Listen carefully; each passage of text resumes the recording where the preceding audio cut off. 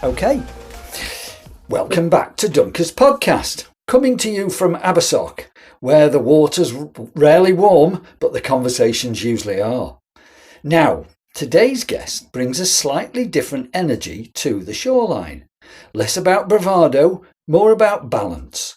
Less ice bath theatre, more nervous system, nature, and what actually shifts in people when they step into cold water. Gilly McArthur has spent over 20 years in the outdoor world, from free climbing to coaching, working with everyone from the NHS patients to CEOs, athletes and even actors.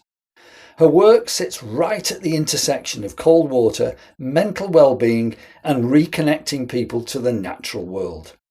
So today, we're not just asking why people get in, we're asking what actually changes when they do. Gilly, welcome to Dunker's podcast. What a lovely introduction. Thank you so much. It's a pleasure. It's a pleasure. Hi. So you've been doing this for quite a while, haven't you? 20 years that I can find. Well, I've been working in the outdoor world for about 20 years. I started off doing sort of snowboarding and skateboarding retail work. And I worked in that field for a number of years. And that was after I'd had a big corporate job in corporate retail. So retail was my background. Started doing a bit of snowboarding, sales and working for skateboarding and snowboarding brands. And then I started doing climbing stuff. So moved to Bristol and got into doing rock climbing and rock climbing sales. So I have been, in the outdoor industry in the UK for a long time. And it's only been in the last 10 or 11 years I've sort of flipped from the vertical world of climbing stuff into the horizontal world of liquid, watery stuff. So yeah. And when you did make that change, did you understand that the rest of the world will actually sort of catch up with you one day? Well, it was interesting because I think that being a rock climber, there's a lot of crossover between rock climbing and cold water swimming. But I think unless you've done both, you don't really necessarily think that these two very different worlds could be very intersected. They both rely on teamwork. They both rely on critical thinking. They both rely on sort of risk assessing situation, and they both rely on you to, at some point, say, maybe it's not for me, or maybe I don't go into the water, get onto the rock face today. And I think that there's a real sort of crossover between those two. So when I started doing the cold water swimming stuff in the way that I was doing it, which was I liked finding bodies of water that were near where I climbed in the summer. So I'd, go off with my friend and we would go and find these iced over bodies of water just to get into.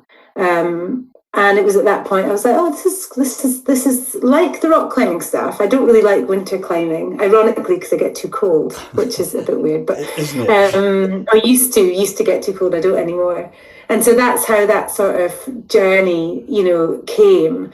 But I think that there's quite a lot of crossover between the two. And of course, when I started doing cold water swimming stuff, there was already, so many people doing it, but just not so many people doing it as there are now post pandemic, and with more people wanting to access nature connection for themselves and for well-being and for connection and all the good stuff. So I think if you wrote a piece just about that, you could entitle it "From Crampons to Costumes," couldn't you? Because that's I like that. Yes. Well, you can have exactly. that. You can have that. Thank So, do you see cold water? Bit odd this. Do you see cold water as a tool or a teacher? Oh gosh, that's a great question. I think the water is a teacher. I don't think it's a tool. I think it's a teacher. I mean, for some people, it's maybe a tool and not a teacher. But for me, there's always a new layer that is learned when I'm at the water's edge, or when I'm in water, or when I'm swimming the length of a loch or something. There's always something that you can learn. And I guess And an offshoot of that is that then you can use it for if you've had a fizzy day at work and your head's a little bit hot and you want to just find that reset, then it can definitely be a tool. So I suppose maybe a bit of both. Good. Yeah, good question. Okay. Maybe a bit of both. Okay. Yeah. And on that, just very briefly, your very first exposure to this cold water experience of this whole experience, what did it feel like? So I grew up in the north of Scotland, so I was always getting into cold bodies of water when I was wee, but I don't really remember. My first ever time on ice was when I was younger, and I used to curl. I used to do the game of curling, on ice. So my childhood was spent on ice, but in a different way, obviously not hacking into it. You'd get into trouble for that. But my first experience of getting into cold water here more recently, as an adult, was on the shores of Windermere here. Oh, right. Okay. And I was wearing a surfing wetsuit. We just moved here, and I was wearing a surfing wetsuit, and I thought I'd give this cold water swimming stuff a go. And there were some women beside me wearing, little swimming costumes, and they were a bit older, and it looked like they were having such a whale of a time. I mean, they were just having such a joyful time, and I was completely tangled up in my surfing wetsuit afterwards, not really understanding what on earth was going on with these women. And I sidled up to them, and they just explained, look, in these temperatures, we're not in for that long. Obviously, if you want to go for a longer swim, a wetsuit's good, but this is just about the connection. And so that was my first experience. I went back the next day, ditched the wetsuit, and still found it unbelievably hard, but I loved feeling the water on my skin and being in this sort of hydrostatic world, and I just thought this is amazing. So it is like a lot of people. Sorry, it's that first experience. Well, it's like that first experience that you remember, and you go, "Flippin' heck, this is brilliant." What on earth is going on here? I'm standing on a shoreline with dog walkers, going, "She's a bit weird," absolutely. Or that thing. You're like, "Oh." Yeah, it is. It's from extreme to sensual, isn't it? It's an amazing experience. So tell me, if you sort of look at your athletes and the CEOs and the NHS patients, who struggles the most with cold water? Oh my God, Mark, that's such a good question. So everyone's experience of water is different, so it would be unfair for me to say that one group definitely seemed to struggle more than another group, because, as you know, every day is different, isn't it? But it's a brilliant question. In my experience, I think that the people that struggle the most are the people that have got the most to lose from showing up to be vulnerable, if that makes sense, in that quite a lot of the work that I've done with maybe corporate groups, where you've got a CEO and then you've got the group underneath that person, there's a little bit of maybe not listening and a little bit more of like, what's the time, the distance and the temperature? And when there's a bit of time, distance and temperature, a lot of the listening to how to actually do it sort of goes out the window. And so sometimes in those groups, you've got the head of the company who is struggling a bit more, and then they're quite surprised by that, because maybe Jack from accounts is actually having an easy time, and they're sort of thinking, hang on a minute, why should Jack from accounts be better than me because I'm the guy who's the best person, or woman who's the best person? So I think that is sometimes what I notice, but it really depends. I'm often quite surprised by how some people find it a lot harder than other people. When on the shore, everyone looks the same, but our bodies present differently on different days. Some days you can get in and it feels a breeze, and other days you're like, oh, what on earth am I doing here? You actually do that, don't you? Yeah, that's right. Yeah, is it so? Is that a moment when cold water hasn't worked for you? That when you stand there and you think, well, what am I doing in this or in here now? Is that one of those moments that you sort of think, okay, this isn't quite working? No, I think for me personally, and I know for the groups that I have worked with and have experience of like the real honour of like being able to sort of coach into the cold water, especially with the NHS work, is that even just by being on the shore, there's an element of just sort of down regulating, and just the fact that you've just showed up is almost sometimes good enough. Yeah. And sometimes you don't want to get into the water. And I don't think you ever really regret a swim. I've only regretted a swim twice. And once I swam in a cave that had a bird carcass in the bottom of it, which clearly was a bad idea anyway. And for the birds as well. Yeah, well, exactly. And and so I just think that there's something about, it not working. I think that, again, it's this thing about teacher or tool, it's just getting time to carve out for yourself when the world is sort of wobbling is really important. So there's something lovely about just making that space. And if you get in and have a longer swim, great. And sometimes it's nice just to have a little bit of a risk assessment on yourself and say, what would I like from this experience? And sometimes it's to swim with a group, and sometimes it's to just float on your back. Sometimes it might be to grab a pal and go for a much longer distance swim. But sometimes it's nice just to really check in with what you want and what you would like to do before you stick with the original plan. And that goes back to climbing as well. Sometimes It's like, you know what, I just don't feel like really pushing my grade today. I would quite like to just have a mileage day, or chat with your friends side by side, chatting, breaststroke. It's all good. It's all great, isn't it? Especially because you're in the water. Yeah. So do you think there's a slight risk? This is it's just sort of gone through my mind that is cold water dunking and stroke swimming becoming more performative? I.e., is it more of an identity than a benefit, would you say? Is there a risk of that? An identity or a benefit? That go on, sorry.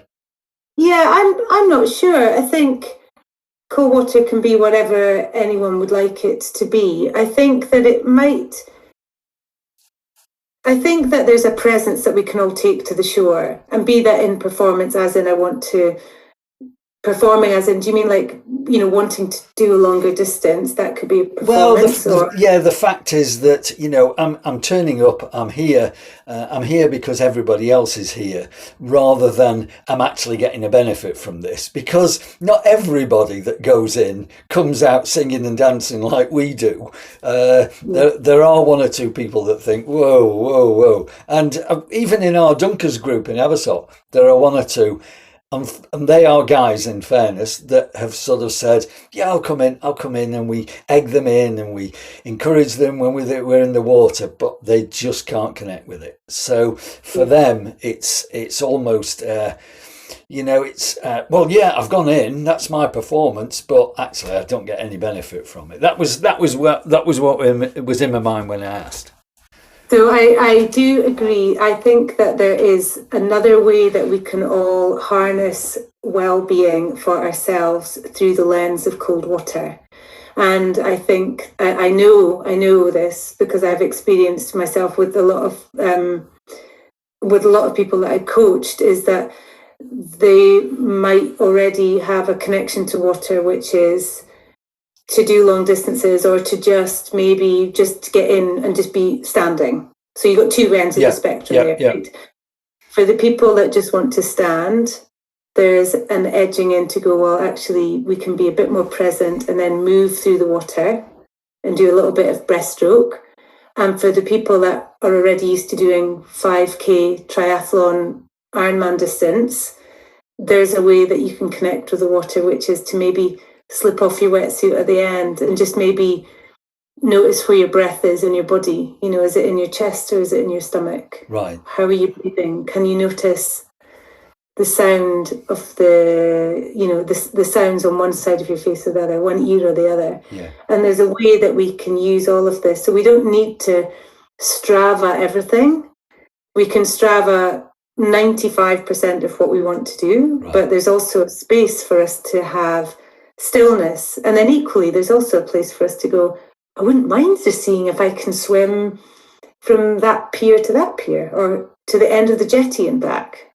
And so it can be stretched either way, but I think there is a way that you can mold this for it to be a little bit more expansive at either end of the spectrum. Yeah. And that's what I like to play with. I was going to say, it sounds as though that's definitely your area of exploration. That's your playground, isn't it? Yeah, I do. And and again, it comes from working in the rock climbing world where people, it's amazing even the number of people now when I'm coaching, they're like, well, I'm not really a swimmer. And it's like, well, look, you're standing on the shore and you've got a swimming costume on. So anyone else is going to think that you're a swimmer. So you're a swimmer. And it's the same with climbing. Like, I'm not really a climber. I only top rope and I only climb, severe or moderate or whatever grade they climb. And it's like, well, you're still climbing. Yeah. A marathon runner is still running. They're not doing ultras. They're still running. If you're jogging to the post office, anyone else would look like saying they're running. So I think we have to be careful about our language, that it doesn't define us. Everyone who is in the water is a swimmer, and then it's just what you do with that, And they're not, they're actually, as you've just said, they're not hacking anything at all, are they? They're just, they're partaking, they're participating, and they're all part of that. So I'm going to just slide into your sort of NHS side a bit, because when I was doing some research, there was this Outside 2 program, which you went into. I think it's fair to say, and stop me if you don't want to talk about it, but one of the things that got you into swimming was you had an accident, and you were sort of recovering from that. Is that something that you could overview, or shall we just move on? You tell me. No, that's totally fine. So I had a really bad rock climbing accident. It's funny, I can't even remember what it was now. 2012, maybe. I was rock climbing in Utah. I was at the top of a very tall route on one of these like sandstone towers. Like in for those of you that are a certain age, like the sort of Marlborough Man countries. Absolutely. And I was at the very, very top of one of them, looking for a cowboy, couldn't find one. I got up to a point. I'd climbed the hardest piece of the rock, and I put in a piece of gear above my head, and I pulled up the rope, and I went to clip it in above my head, and my foot slipped out of the crack. And I tumbled and fell, and I hit a couple of ledges, and I knew I'd done something bad. And basically, I'd broken my back and my ribs, and I was moved from Utah to Colorado to a spine unit, and very lucky that I didn't need anything major, any operations and things. I had good insurance, so it was all great. Anyway, moved back to the UK and still had a little bit of inflammation in my back. And one of the reasons why I quite fancied giving this cold water stuff a go was a very small part of it was like, I wonder if this can help with that. It wasn't the reason that I got into the water, but I noticed that afterwards that my inflammation had gone down. So that was one of the things for me. And this piece about resilience, kicking it slightly into the long grass, which I think is important to mention, is that, Mark, after that first or second winter of winter swimming, where I was showing up at the shore, every day, every second day, getting into the water, I went back to the climbing wall, and arguably every single quark in my body should have been saying, don't do this. I'd started to climb again, but I was very scared. When I got above a certain height, I got quite scared. And what I noticed was I tied in, got back to the wall, started climbing up, and I got to this high point, and I carried on climbing. And my husband was looking at me like, oh my God, where's she going? She's carrying on. Help. But the long story was, I wasn't scared anymore. And from showing up on this shoreline, getting into cold water in a way that was manageable for me by my own volition, not doing it too much, not doing it too regularly, I'd rewired my brain for resilience. And that's stayed, that's lasted, this resilience piece. And I think that's why so many of us love the cold water stuff, is that it allows us to find stressful situations in other parts of our lives easy, by showing up. It allows us to sort of calm down and go, we did that hard thing. And now we can do this hard thing a bit easier. So I think there's something really nice about that. So the NHS work is coming to an end, but that's the work that I'm doing now, which is good. Okay, yeah. So, whereas I'm just sort of reflecting on what you were saying about that recovery, because we've just locally had the She Ultra this weekend down here in Abersoch. And I think it's either the third or the fourth year. Forgive me if it's not exactly right, but we've had, and there was almost 3,000 ladies that were signed up for this. Now, this is major, because they were going over sheep tracks at one point, over the top of hills, and obviously mile after mile on sand. It was not easy. It was 35 miles, 55k, long way. And a number of the dunkers took part. And some of them came down the day after, yesterday morning, and the water was a therapy. It took that anxiety away. It took that intensity out of it for them, and they just smiled, and they just thought, yeah, this seems to work. If ever there was a testament for cold water dunking, we should have caught the whole thing on video, because it was that yesterday. And just like you've just said, you came to terms with it. You moved on from there with that problem and with that episode, and you just carried on. Push on. Come on, Mark. We can do this. Absolutely. Talking about hacking, somebody will be hacking us. This is all about resilience. Come on, mate. It certainly is. So the Outside 2 programme, that's coming to an end. Obviously, that's what keeps you busy at the moment. What surprised you the most about working with NHS patients? So what surprised me the most, the programme has been 2 years in the running, and it is a randomised control trial. So these people have either self-referred or they have been referred by their GP, and it's an 8-week programme to get into cold water or outdoor swimming for themselves. What surprised me the most? Do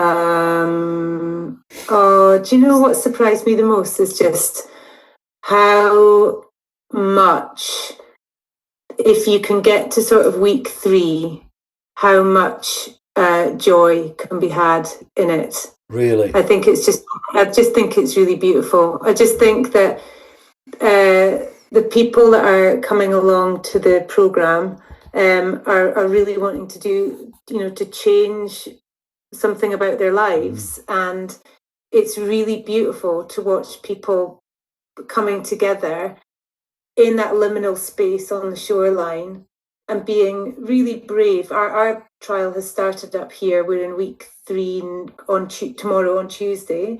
The water up here is still quite cold. It's still under 10 degrees. And it's just a real joy to see people coming together that maybe during the rest of the week they're not seeing anyone, and they're coming together at the shoreline, being brave, making cakes for each other, having a beautiful connection, sharing a vulnerability together, supporting each other, all finding it really hard, but in a way which is manageable for them, and all being able to find that there's a different way to sort of navigate the outdoors in a way which is like, oh, I can do this. And at the end of 8 weeks, what's happened with our group is that they've then set up their own group. Brilliant. So we have a group which is set up called the Newts, Nurturing Emotional Wellbeing Through Swimming. And now they're all sharing on that. I'm part of that group. So, who wants to go for a sauna or a swim, or who wants to share a recipe. And that community coming together in water is just brilliant. And I think I wouldn't have understood really quite how potent this can be until I'd witnessed it myself. and I witness it again and again and again, and I have done now with thousands of people, and it's just beautiful. It's really beautiful. I can only sort of humbly add, from our perspective, we'd never ever understood or even appreciated, let alone actually we're aware of how strong community is around cold water dunking. It's a level. It doesn't matter where you come from, doesn't matter your sex, doesn't matter your age, doesn't matter. It just doesn't matter. So you bring to it yourself and nothing else, and that's so enlightening. It's wonderful to see, and I guess from your side, because it's a program it's a fixed program. So if funding was taken away from that program, it sounds as though the newts are just going to rock on and keep going. Exactly, and I think the challenge, that the results of this study, which is a randomized control trial, will be out this year. We've already got a rough idea. I'm just a coach. I'm not part of the number crunching and the scientist side of it. But I think we all know, hopefully what the answer will be. And of course, there's so many barriers to entry just to get to the shore. Yeah. Access, certainly in more remote places like where I'm in Cumbria, and obviously where you guys are. There's not that many bus routes. Taxis are really expensive. So there's loads of barriers to entry, and it's that thing of like, how can we diminish these barriers in a way which is going to be meaningful for meaningful change? But at least these groups are now setting up themselves and supporting each other, and that's just brilliant. Yeah. It's like, the water doesn't care. The water just asks you to show up and be the best version of yourself, or not. And even if you're not the best version of yourself, you can go into the water and you come out and you're like, I'm a bit of a better person now. Absolutely. So really nice. The water effectively is a gateway, isn't it? That's the water becomes the gateway. Tell me, in your experience and in the experience of this randomized control trial, would you say there's any other way of doing it without getting the shock? Because it's that initial shock that people sort of get, which they talk about, and in fact puts other people off, especially new dunkers, because they're sort of thinking, can we get similar benefits by just going under a cold shower, for example? Or do we have to get into a lake? Do we have to get into the ocean? It's any thoughts? I think that the mindset piece is a really huge piece. This is not part of the study. This is what I've witnessed in the even showing up to be on the shore, and just dipping your toes into the water is that first step. And we don't need to, you can wear a wetsuit. This is not about, you're going to get cold in a wetsuit. That trickle down the back of your neck. Absolutely. Pretty unpleasant anyway. But there's something about just sort of showing up and being off screens. And I'm quite sure that there would be a great effect, even if it was I took the group and we went for a quiet walk in the forest with a bit of barefoot listening to the bird song. But there is something about stripping back and getting into the water together and being vulnerable together. And the water in the UK is always quite cold. There is something about getting into a shower which is quite sort of solitary. I don't know that many cold water swimmers. Like, I'm sure that your dunkers, a lot of them probably don't like it. I don't personally like a cold shower. No, it's just the odd one that will say, oh well, when I'm not dunking I'll go into a cold shower. And in fairness, if I've been travelling, rather than not have cold water exposure in a day, you might take a 2 minute shower, a cold shower. But generally it's as you say, you're on your own. This water is banging down on you, and it's not the same as dunking, is it? Or swimming. Exactly. It's just not. And the thing is, it's interesting because I've written a book and it's going to be going out, and it's a global distribution.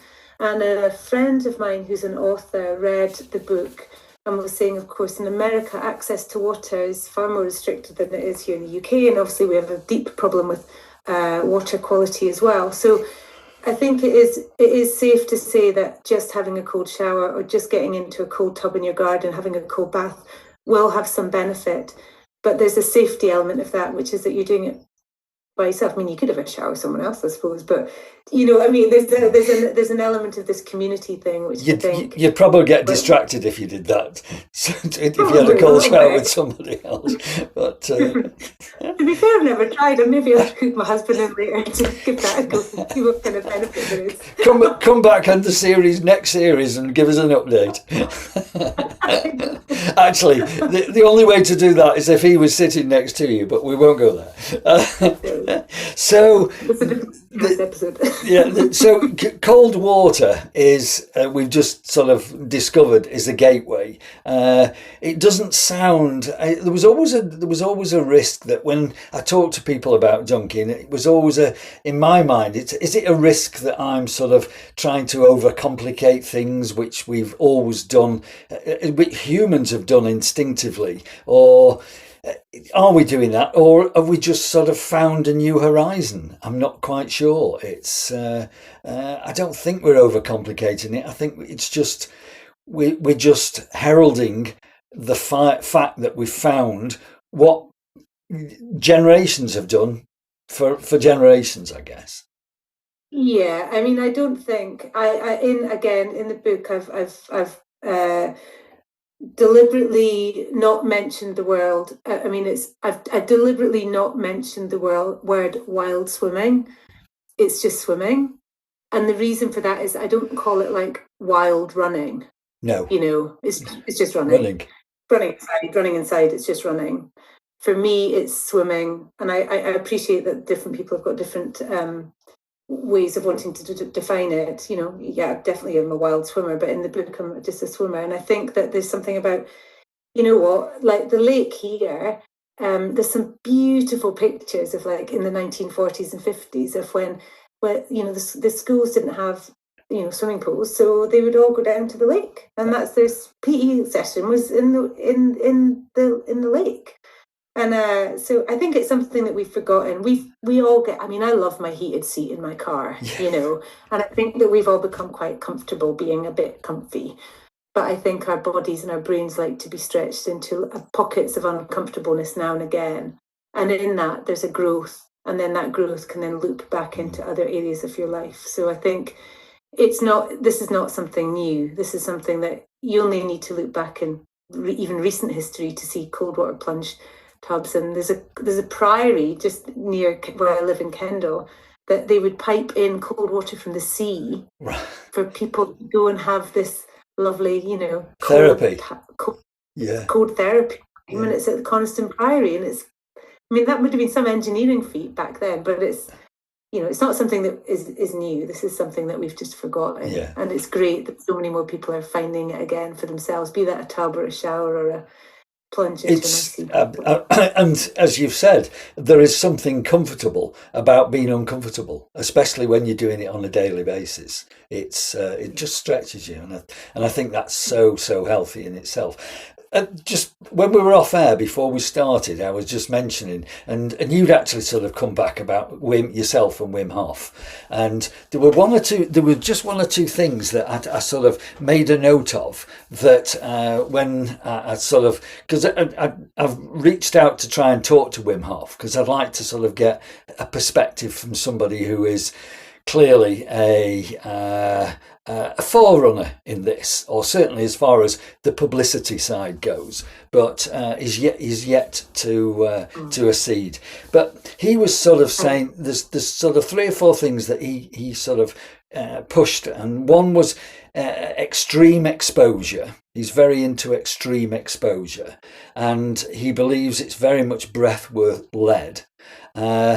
And the performance is as a result of your endurance, and everybody's got an individual challenge. Now, those are fairly accepted sort of principles. We've talked about some this morning, but the difference that I found from yourself, Gilly, was that you're more about guided exposure and nervous system regulation, understanding the body, and sort of that well-being and connection has come through very strongly already, because that's very much community based. And whatever I've sort of dug into Wim and to try and find out what sort of floats his boat, excuse the pun, is that he's very individualistic. He is very much about endurance. He's very much about the extreme. And from what we've said today on the podcast, it sounds as though your focus is about community,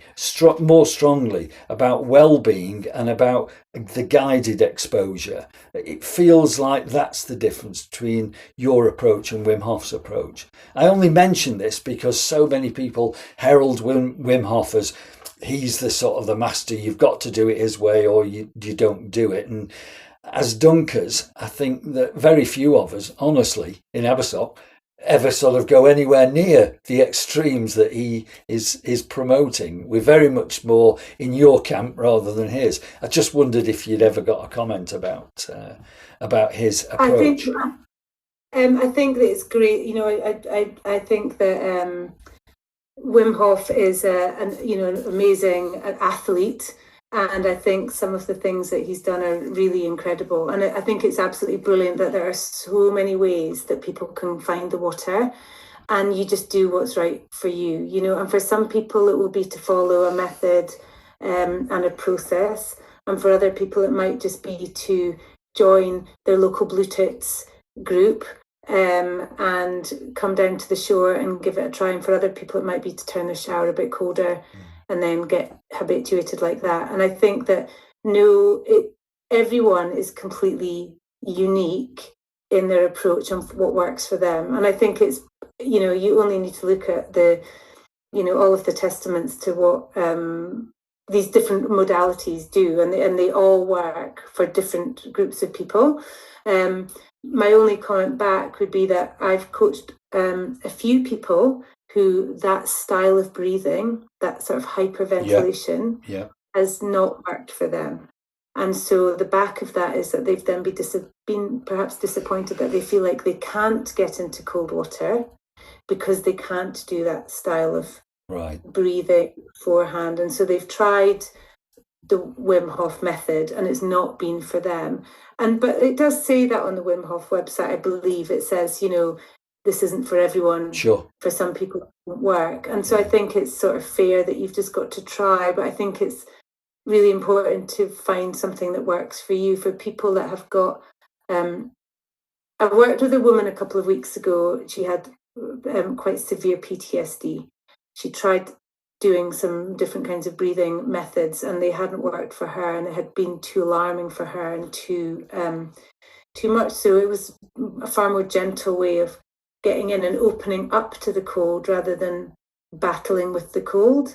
When you see people getting into the water and they're sort of like scrumpling up their faces and they're holding their hands up and they're closing their eyes and they're having this inner battle, arguably that's them going back into some sort of response which is not going to be very nice for them. So they come out of the water feeling great, but they've maybe not opened up to this experience in a way which is more sort of calm. So I think, again, it's like one size doesn't fit all. No, for some absolutely people, not. No. For some people, absolutely do Wim Hof, absolutely brilliant. For other people, it just doesn't work. Different ways. Yeah, it doesn't. Yeah, and you know, and I think, and it's the same with, you know, cold water for women. It's like, you know, cold water is in this month's edition of Outdoor Swimmer, I think the April edition, you know, we talked about it just recently with the coaches group from the Outside 2 study, is that, you know, this cold water stuff is fine for everyone. You know, it's like we just have to go at a pace which is right for you and for you today. And for you today, given the body that you've got today. And it might be a bit tired and a bit more sleepy, and it might have had a glass of wine last night, so it might feel a bit different. Absolutely, yeah. Each day and every day is a different day, isn't it? Yeah. So I just want to sort of have just a few moments about your book and where we were up to. But before I do, can I just ask you something that's just gone through my mind? Have you ever told anybody not to get in? Oh, yes, I have. Yeah, I absolutely have. people that I've had on coaching sessions, and they have told me that they have very, very high blood pressure.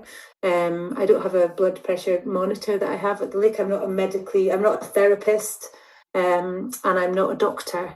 So if people say to me, oh yeah, well, I have had very, very high blood pressure, then it's like, well, okay, how do you feel today? Oh, well, I've not been feeling that great this morning. It's like, well, okay, maybe you might want to just sit this one out, you know. And I think that there's something, you know, cold water is cold and it's a stress on the body. And cold water in the UK is anything under sort of 20 degrees. So, you know, anything that gives you that sort of is cold, isn't it? Yeah, you know? absolutely. And when have I also... Sometimes people come to the water and they think, oh, well, I shouldn't eat. I've been told I shouldn't eat because I might get a stitch. And it's like, oh, what? Listen, we're not swimming. We're just going to be dipping, you know. We're just going to really dip. So have some porridge and a banana before you get in. So get some food into you before we have the swim. Right. So, you know, it's very rare, you know, but there are definitely, if you're unsure, go and see your doctor or... Sure. Which you would do with virtually any other occupation or sport if you were starting something new, wouldn't you? Exactly. I think it's just because taking your clothes off is fairly straightforward, and just getting into cold water, oh well, you know, we were all kids at one time, so you just hook all those things together. But you know, your body changes between the time you were a child and the time that you're now going into cold water. So you check yourself out anyway, you would hope anyway, wouldn't you? It's totally, and it's even like, you know, even for me, if I've like lost a little bit of weight or I'm a bit more stressed, you know, I'll feel the water in a different way. And I think it's really, I love getting down to the water's edge and going, oh, and then having that sort of like meta practice, that like sort of, how was that for me today? Oh, yeah, that felt pretty good today. I wonder what that was about. Was the water warmer? Had I had more hydration last night? You know, and playing with that. I'm like, oh, okay. Well, you know, we're animals, aren't we? So it's nice just to be... Yeah, absolutely. So I'm going to come to the book because I know that this crystallizes so much of your life, or your recent life. It must do, because there's so much in it, and there's enough to fill a book, as they say. You know, if you know that much, you can fill a book. So the new book is called The Beauty of Cold, which apparently is a visually rich and deeply human guide to this sort of transformative power of cold water. And I'd like for our listener to read the preface, because that captures really strong feelings for me. And it reads, whether you're seeking resilience, calm, community, or simply the joys of being immersed in nature, The Beauty of Cold offers a life-affirming path back to yourself in a simple, achievable, and lasting step. At a time when we all need to escape the noise, this is the perfect cold water antidote, and allows a path to return to being more human. Tell us a bit more about the book. Oh, that's nice, isn't it? Yeah. Tell you about the book. Why did you think it was worth? You needed to write it? So I was approached to write the book. Oh, okay. I've contributed to in the Amazon top 100 swimming books at the moment. In the top 10, I think in the top sort of 20, I've contributed to, I think it's like 7 of them. So I have contributed to a lot of books. I've not written my own book, and I got an email last February asking if I would write a book, and I thought it was spam, so I ignored the email. Okay. And that's true. And then I had a phone call with a lovely commissioning editor who clearly wasn't a fake, and said, no, she was real. And so I set about to write the book. Initially, the book was going to be more tipped towards women and women's experiences of water, but I've done a lot of work with men and men's groups, and I really wanted to put more men into it. So I wrote chapter headlines and came up with a structure that they were very happy with. And the book is going to be born into the world on the 21st of May, which is good. So very soon. The book, really soon actually. So the book's written for, it's exactly what we've been talking about, Mark. It's really for anyone. You know, there's a bit about meditation. There's a bit about our connection to nature. There are some well-being steps to slowing down. But there's also 9 or 10, I should know. There's 9 or 10 short stories in there, which are only like 2 or 3 pages, which are my experiences of swimming in different locations across the world and the noticings that I've had through, swimming in Canada, in Fingal's Cave, rescuing a bee.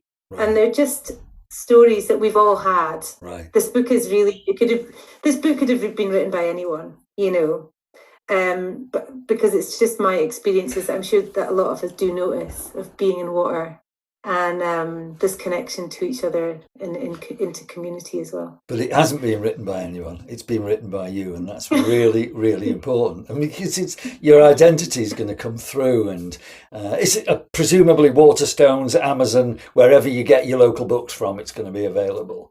So I'm just going to pick up. I'm going to grab a word you've just said, the bee. What? Oh, there we go. Beauty of Cold, and you're presumably modelling on the front cover. No, I'm not actually. Aren't you? I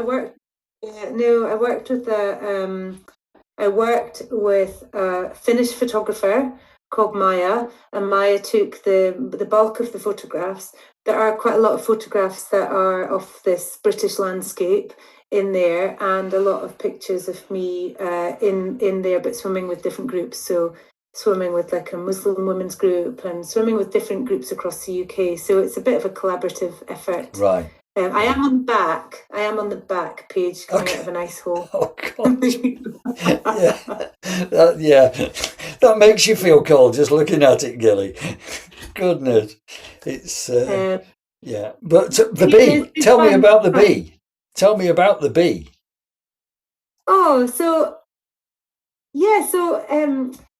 well, when I spoke to the publisher, I said to her at the beginning, I said, look, I don't think I can write that book, but I have got a story that I'd like to write about, and maybe I could put that into a book at some point.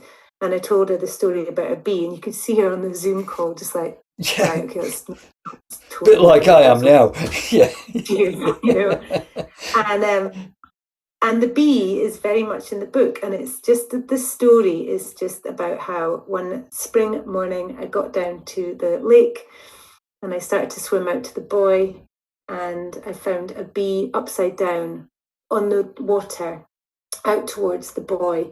And the story is just of me rescuing this bee and how I managed to rescue it by taking my goggles and my swimming hat off and putting the bee in the top of my hair, and then swimming back to shore and basically rescuing this bee. Brilliant. And that's the story. So it's a very simple story, but it's about connection and kindness, and about slowing down, and about learning about, nature, and the nature that's just underneath our toes. And the strap line is basically that, I've traveled across the world and I've spent a lot of time looking at nature in different wild settings, but that story still sticks in my head. Resonates in your mind. Yeah, okay. Yeah, so that's the story that people can actually, when they start the book, they can think, I wonder where the bee is. Yeah. And they'll find it. They'll find the bee. Find it. Yeah, okay. Yeah. So what we do is, I mean, this whole sort of story today is fascinating, and obviously the beauty of cold crystallizes more or less what we've spoken about, but actually puts illustration and colour and vibrance and energy around it, which is brilliant. And I'm sure for most dunkers it will be on the bookshelf. I'm absolutely sure of that. With dunkers, we try and ask a signature question, because when we've finished our interview, I'm going to ask you to leave me a question. But there's been a question that has been left for you. I'm not going to tell you by who, because that honestly doesn't really matter. It's just a question that when you ask people, they get into a bit of thought, and then they'll say, yeah, let's go with that. So I'm going to ask you, what do you promise to do to make our world a better place? Oh, I think it's probably just a very simple answer is just to exercise more kindness and joy in every aspect in a nice, present way. Perfect. Thank you very much indeed. It's been, it really has been one of those excellent conversations. I'm sorry we might have taken a while to sort of get into it, but it's been one of those conversations that for me has sort of shifted how you think about something, and it's not just louder, but it's so much clearer. And I think that that's what you've done this afternoon. For you, I would just, because we're Abersock Dunkers, I just wish the spirit of the Dunkers go with you from this podcast. And you must come back. I would love to have you back on the podcast, if you will, just to give us an update. If only to say, this is the amount of sales that we've got. This is how well we're doing on the book. This is the first podcast. You're the very first podcast that I've done around the book. Thank you. And I absolutely loved the one swim that I had in Abersock a couple of years ago. It was the best community. It was just so joyful. I had such a great time. So I'm dead keen to come back at some point. Brilliant. Well, we'll certainly have you back. And for our listener, I would only say to our listener, you know what to do. If you're anywhere near water, you know what to do. You've heard it from Gilly today. Okay. Thanks very much indeed. Thank you.